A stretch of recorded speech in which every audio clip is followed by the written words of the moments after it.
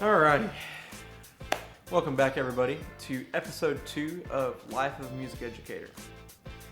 A lot has happened since since the last installment of this kind of series that we have going on here. The last time I left you guys off, I think we had just finished marching season, and we're starting to wrap up towards the start of indoor percussion auditions and getting ready to go into winter break. So let me just kind of start from the beginning here.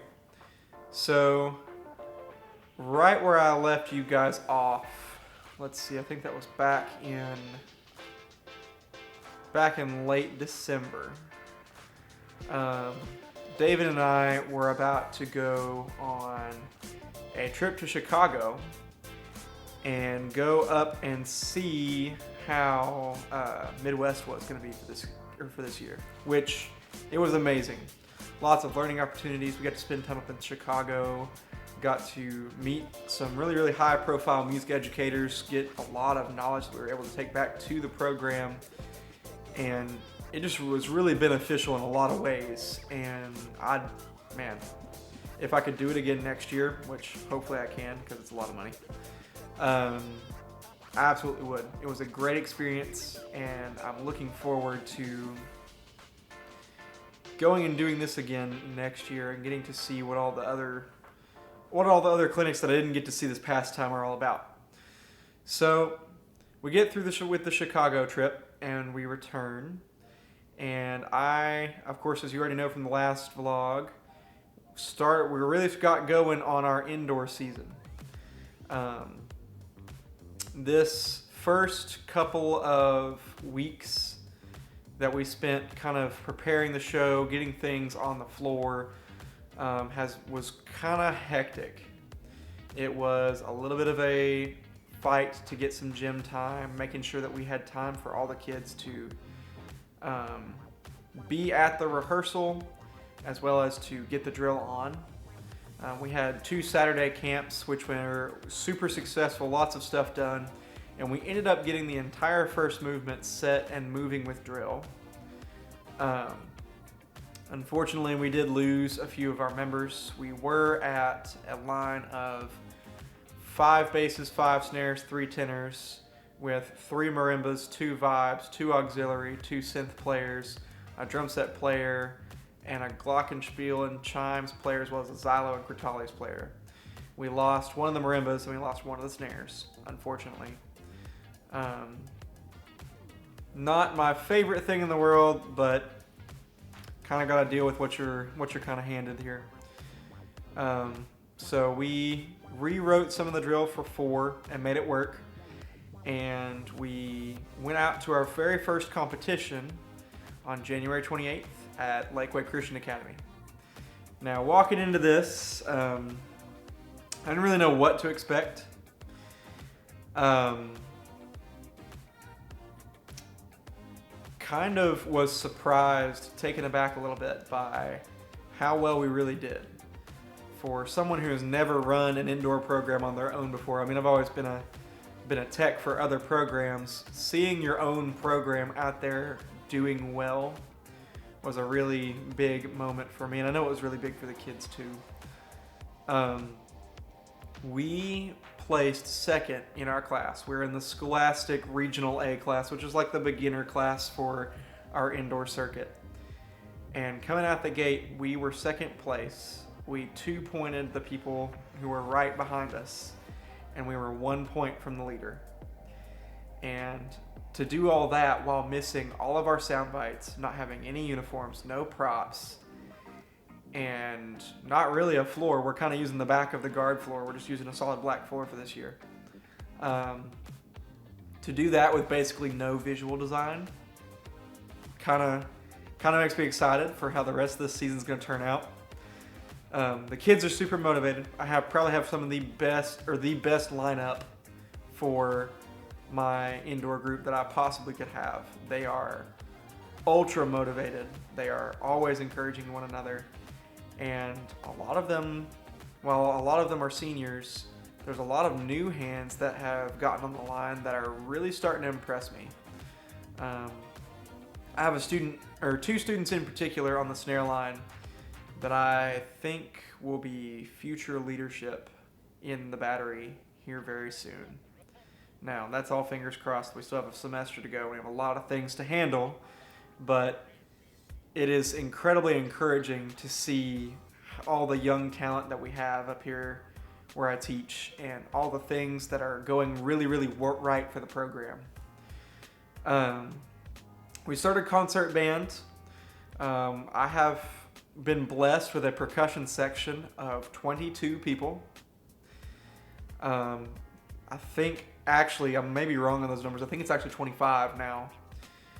But I have also been blessed with the opportunity to be able to do some serious percussion orchestra pieces.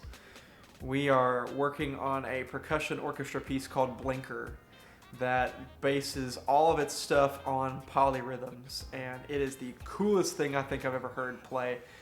Definitely more advanced than some of the stuff I was playing in college from the percussion ensemble we were in.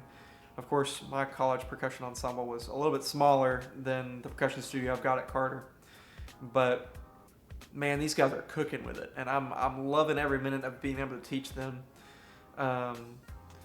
We had a little bit of a minor setback with that piece. We have a concert coming up in about 2 weeks, so we kind of shut all production down on our percussion ensemble stuff for the past week and a half so, and have really dove into our concert pieces. I have 7 completely new beginners in the percussion right now, so training those new hands to be able not only be able to read, but to be able to listen across the ensemble and balance their sound, and heck, some of the technicalities of percussion like tune timpani, how to buzz roll on a snare drum.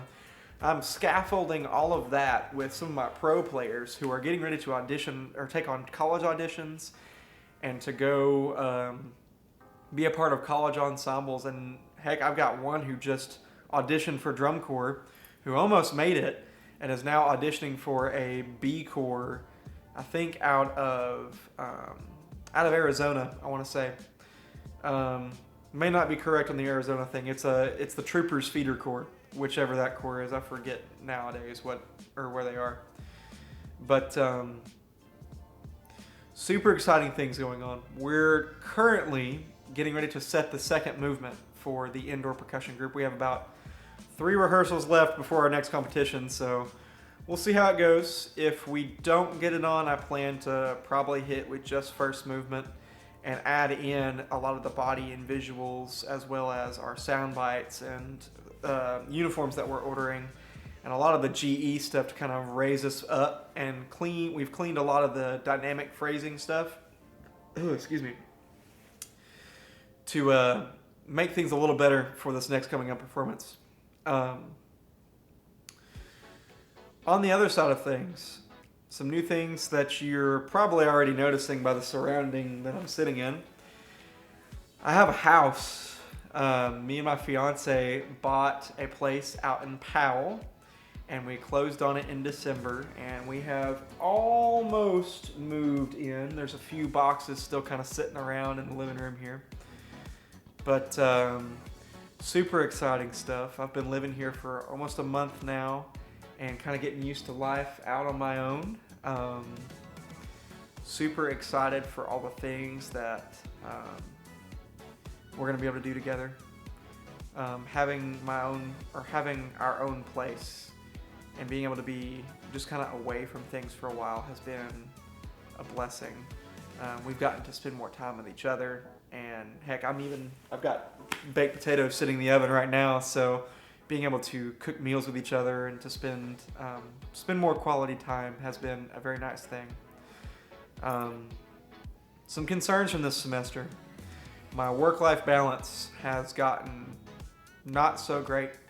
I've been really focused on the job here lately and getting done what I need to get done, and it's starting to kind of affect me, as well as us. We have decided that on Wednesdays we are going to church no matter what.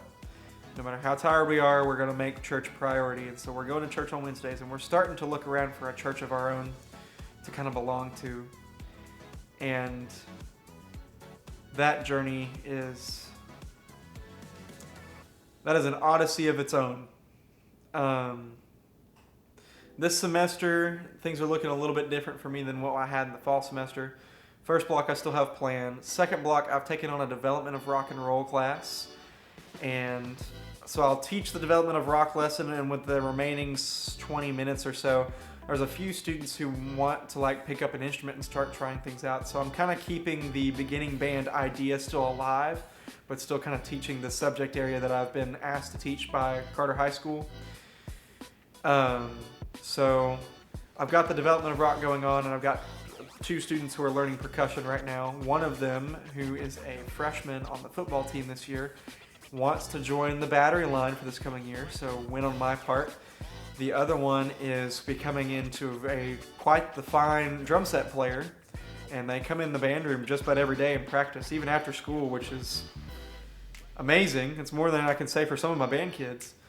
But third block, of course, we've got band, where I talked about having the percussion ensemble stuff, as well as being able to do stuff with the band as well. And then fourth block, I go down to 6th grade still. We have completely redone the percussion down there, had some re-auditions for percussion, and now the kids that are back there are really, really focused. And I'm super excited about that. The band is seeming to progress really, really well. We switched them over to their new instruments this semester. So we have tubas, euphoniums, trombones, trumpets, French horns, clarinet, oboe, bass clarinet, saxophones, more of a wider instrumentation, which is very nice.